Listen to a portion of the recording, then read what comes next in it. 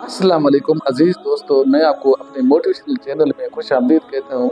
अगर आप मेरे चैनल में नए हैं तो इसको लाइक और सब्सक्राइब लाजमी कीजिएगा ताकि मेरी हर आने वाली वीडियो आप तक पहुँच सके। अजीज दोस्तों, आज मैं जिस मौजू के ऊपर बात करना चाहूँगा वो बड़ा अहम है और आप इसको आखिर तक सुनिएगा। आपके शायद काम आ जाए, आपके अड़ोस पड़ोस में या वतन अजीज के तूल व अर्ज में आप हम सब पाकिस्तानी बसते हैं और इसके अलावा बॉर्डर के उस पार भी वो भी इंसान है और इंसान ही बसते हैं। उन सब के लिए बड़ा सबक आमोज ये किस्सा है। अजीज दोस्तों, मैं अपने तजिए के मुताबिक आपके साथ एक बात शेयर करना चाहूँगा।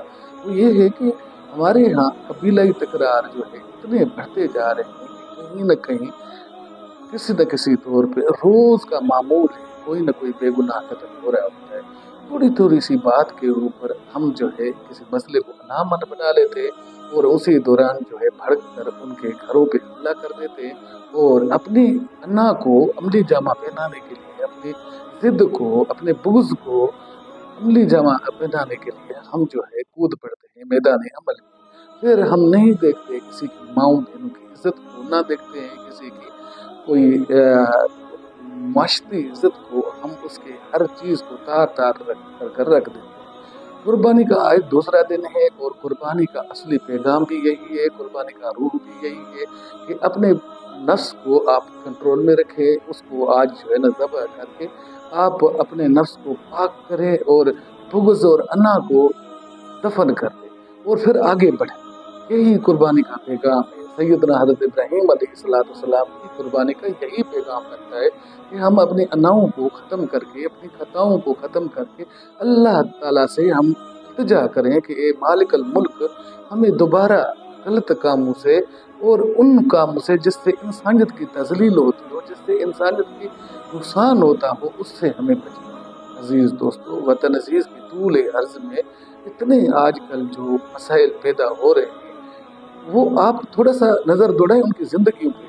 जो ख़ानदान तबाह और बर्बाद होते हैं, फिर जो कत्ल करने वाले ख़ानदान होते हैं, उनके यहाँ जो दुश्मनी होती है वो नस्लों तक पलती है और वो नस्लों को जो है तबाह और बर्बाद करती रहती है। और जो करने वाला अपने आप को मोतबर समझता है कि मैं बड़ा हूँ और मैंने जो है ना ये कर लिया है, तो फिर आप क्या करते हैं कि अपने पास असला रखते हैं। फिर वो जहाँ भी आप जाते हैं तो ज़ाहिर बात है आपको डर ही रहता है। आप चाहे इबादत के लिए जाएं, चाहे आप सैर व सियाहत के लिए जाएं, चाहे आप घर से 2 कदम बाहर जाएं, लेकिन आपको डर ही रहता है कि मुखालिफ पार्टी मुझ पर किसी टाइम पे भी हमला कर सकती है। तो इस डर को, थोड़ी सी ज़िंदगी है, छोटी सी ज़िंदगी है, इस ज़िंदगी को इस तरह निभाएं, इस तरह इसको बनाएं कि अल्लाह अज़्ज़ व जल के सामने सजदा रेज़ होकर उसका शुक्राना अदा करते रहे और फिर आप आखिरत की जो बका की ज़िंदगी है, ये तो फना है। बका की ज़िंदगी को अहमियत देते हुए आप उसके अल्लाह ताला के बताए हुए रास्ते पे, कुरान करीम के रास्ते पे आप चलना शुरू कर दें, तो आपकी ज़िंदगी जो है ना बड़ी बेहतरीन गुजरेगी। आप इन चीज़ों से आपको कुछ हासिल होने वाला नहीं है। इससे आपकी नए और बढ़ती है और नस्ली तसब और बढ़ता है। नस्ल से बालातर होकर, एक कौम होकर हम थोड़ा सा सोच ले, हमने माजी में क्या मतलब जो है ना दिया है। आप हमारे सूबा सिंध के अंदर थोड़ा सा नज़र बढ़ाएं कि ये जो डाकू बने फिरते हैं, जो दूर किराए के कातल बैठे हुए, इनको भी मेरा पैगाम है, ये भी देखते हैं वीडियो किसी न किसी तौर पे। मेरे भाइयों, मेरे मुसलमान भाइयों, ज़रा देखिएगा, आप जिसका घर बिगाड़ते हैं, जिसके पीछे पड़ जाते हैं, तो आप ये समझ लें कि आप अपनी भी खैर बनाएं, आप अपने बच्चों का भी, नस्ल का भी खैर करें।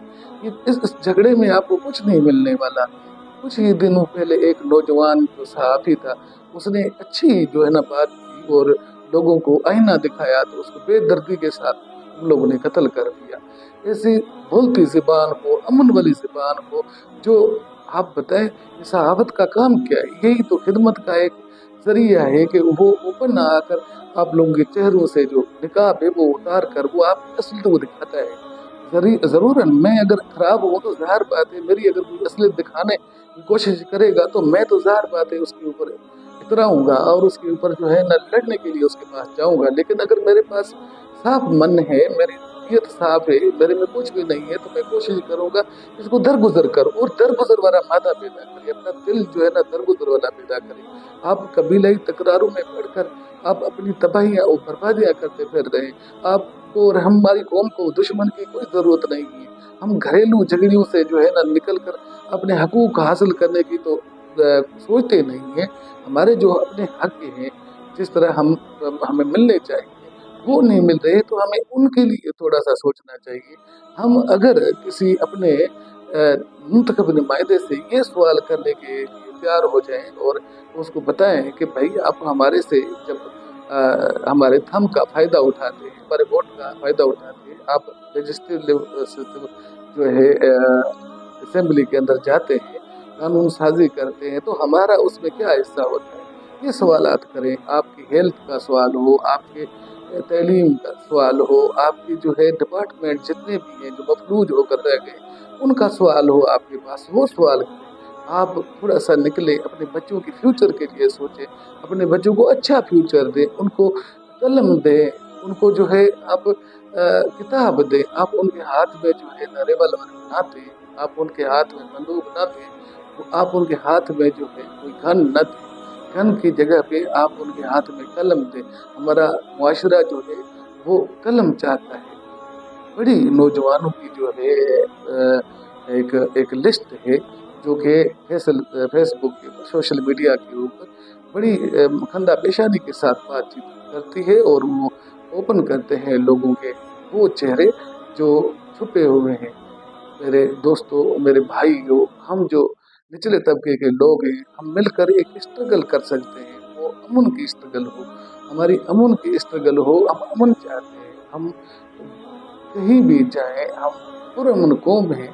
ہماری جو نشان امتیاز ہے ہمیں حاصل کہ ہم دنیا کے اندر رہ کر اقوام متحدہ کے اندر رہ کر ہماری فورسز امن کا جو ہے نا کارنامہ سر انجام دے رہی ہیں.